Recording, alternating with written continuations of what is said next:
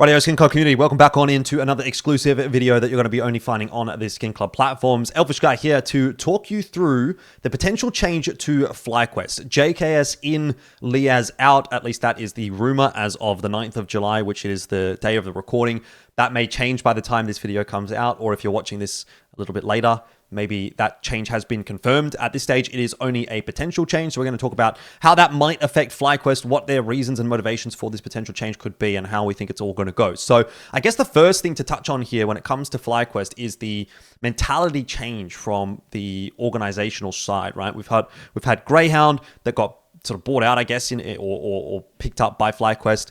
And initially there was this period where there was no roster changes. That was kind of like the deal, as far as I understand that. 6 months or however long it might have been, 12 months, I'm not sure exactly what that timeline was, but the team didn't have any roster changes. Now, though, as we're kind of like getting deeper and deeper into the tenure here with FlyQuest, you are starting to see FlyQuest take a little bit more of a guiding hand in terms of the roster changes. Regali came in for Alistair. Dexter was ultimately removed as well then for Nedic, and now it seems like there is another head on the chopping block in that Liazz may be getting removed by JKS. And I think at the end of the day, this is actually quite a good thing, really, for this roster. You go through the history of Greyhound as a team as a core. They were very hesitant, let's say, to make roster changes most of the time, even though on paper, I think most people would look at a certain lineup, at a certain player and say, okay, that probably needs to be changed for the betterment of the team. And sometimes to improve a team, you do need to make some pretty ruthless changes. And I think that is the point that we're at now for FlyQuest, where they're saying, look, guys, we're not really getting the results that we want out of this team. We're going to need to make some changes to try to improve upon our standing, because things are not even just stagnating really for the Australian core. They're actually kind of slipping backwards in a sense, right? World ranking wise, I think they're still kind of like roughly around where they would be for the most part, sitting 20, 30, depending on, how many tournaments they played in recently and whatnot. Still able to reasonably consistently qualify to a lot of these international tournaments. For example, they'll be going to Cologne fairly shortly. But the actual issue that I see is that they are now starting to get eclipsed by other domestic Asian competition. And these are obviously their closest competitors. They're big rivals for invite slots as well. So if you're now losing to Tyloo consistently, getting outplaced by Lin Vision consistently, that is not good. It's okay to be behind the Mongols, because Mongols are this far above everybody else that's not even really a conversation point at this point anymore. But if you're missing out on that second invite slot to the Chinese teams, then FlyQuest really need to start looking at how do we find ourselves back at that level where we are at least in contention to be a top 2 team in Asia, because that's where they had been previously. Then that I think is the benchmark for this roster at a bare minimum, is be top 2 in Asia behind the Mongols and be competitive enough at an international level that you're getting some VRS points from playing these competitions and not going dead last in every international event. We're obviously missing the mark at this point for FlyQuest in that regard, so they're going to look at making changes, and bringing JKS in, it feels like it should be the obvious choice. This is one that's been a conversation point for a very long time, since FlyQuest was even picked up, that Greyhound roster was picked up into FlyQuest. I think people looked at this and said, well, finally now there's a possibility that JKS may come back into an ANZ core, and it seems like that possibility is now starting to be eventuated here in this moment, because JKS free agent, you look at that and say, where's he going to go? Is he going to get offers internationally? Maybe, yeah, probably. He's still got some kind of clout in that respect, but his stock is dropping somewhat as he's aging, as it would naturally. And the question is, can he find a better opportunity or a better option than something like a FlyQuest at this stage?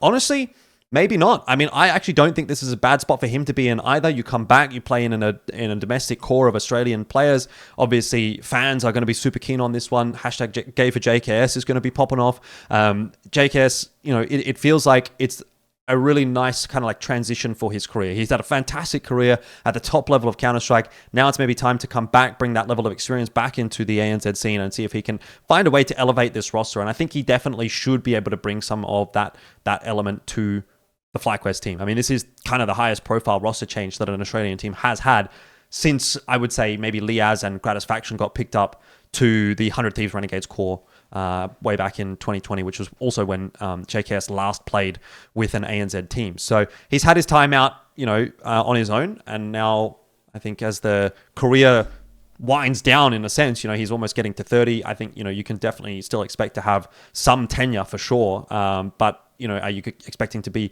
given an opportunity in the best teams in the world now when, maybe there's this 19-year-old kid coming out of Russia that's going to be demanding a quarter of your salary? It's going to be a bit of a harder sell. So not a bad shout for him to start kind of like angling back into maybe looking at this project as something that he can do toward the back end of his career, bring some of that experience level back into the roster and see what he can do to, improve FlyQuest, which I think you look at it on paper and you say, well, first of all, obviously, JKS for Liazz, it feels like a pretty easy swap. Roles-wise, JKS can definitely slot into what Liazz has been up to. I personally wouldn't really want to mess too much with what Nedic, Vexite, and Inz are up to at the moment. They're still, I think, kind of like trying to find their feet as a rifling trio in like the core of the rifling trio, I guess. You put JKS in the Liazz roles, leave him up to his own devices. He can be lurking around. He can be doing whatever he wants. He can be playing anchor on CT side. And I think he can do great stuff from there. We've seen it in the past. Obviously, he's quite well renowned as an anchor player, even internationally. So in terms of what he'll be able to bring to the table, I think, role for role, it should be a pretty easy slot in.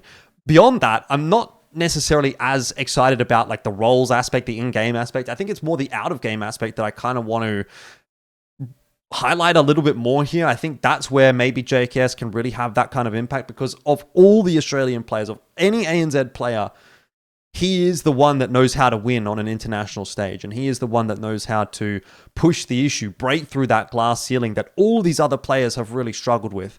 Maybe to an extent you can say Dexter, he also had some success. He was playing in Mars, made top 4 at a major. When things are going well for him, he was able to sort of break through that glass ceiling too, but maybe not to the same extent as someone like JKS.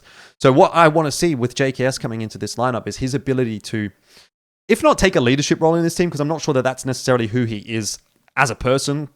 I don't think he's going to be a massive leadership vocal figure in this lineup, but at least bring some element of stability, some element of experience into this lineup, and try to find a way to like break this like mold that FlyQuest have gotten into, where they're like a team that can qualify to play internationally and then just go last in a tournament. And it's like, well, is that enough? Is that good enough for this lineup?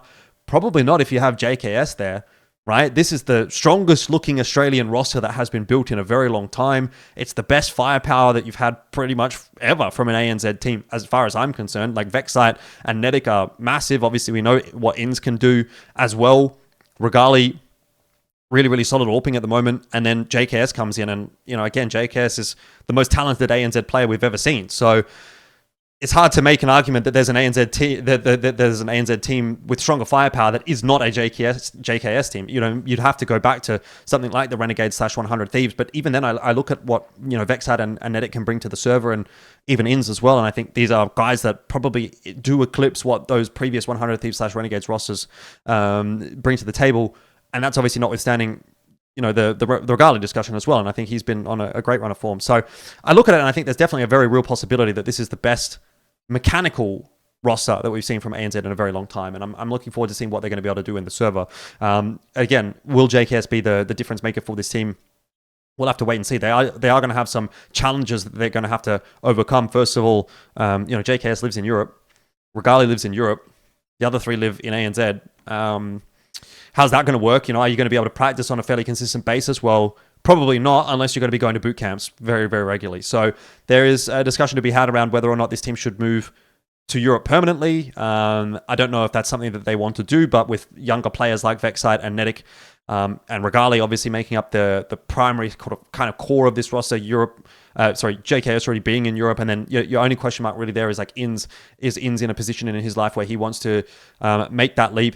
I would say he's probably still young enough to be able to make that possible. But even outside of that, look, you're kind of maintaining the status quo where they are just going and competing overseas and playing in these boot camps around that time and then still coming back. So it doesn't change too much in that respect. But I definitely think that there's an argument where we could potentially see them look to try to make a bit more of a move overseas. Now, we'll see how this works out in terms of practice as well, because it will be, I think, difficult to find a way to integrate JKS quickly. They've obviously got Cologne coming up fairly shortly. That'll be in about a month or so. So they've got a bit of time, but they're going to have to really be hitting the books and making sure that they're boot camping hard to kind of get him up to speed, because it still feels like they're kind of like at that point where they're like still trying to integrate Nedic and get him used to international competition. So there's a lot of moving pieces here for the FlyQuest roster, and hopefully this is going to be the roster change that it was heralded as, right? You ask any ANZ fan, lots of people would say JKS for Liazz is the next change. And that's the interesting thing about this roster is there's always been like a quote-unquote obvious change.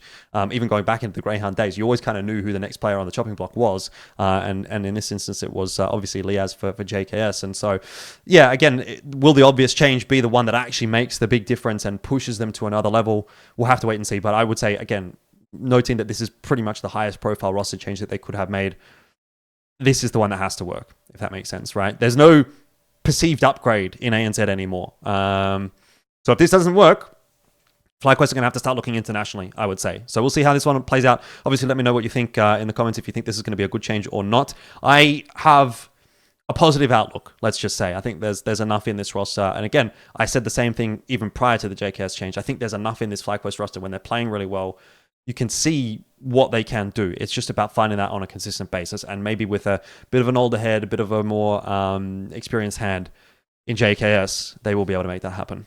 So let's find out at Cologne, which is going to be their first tournament that they will be playing with JKS, assuming that roster change does come through.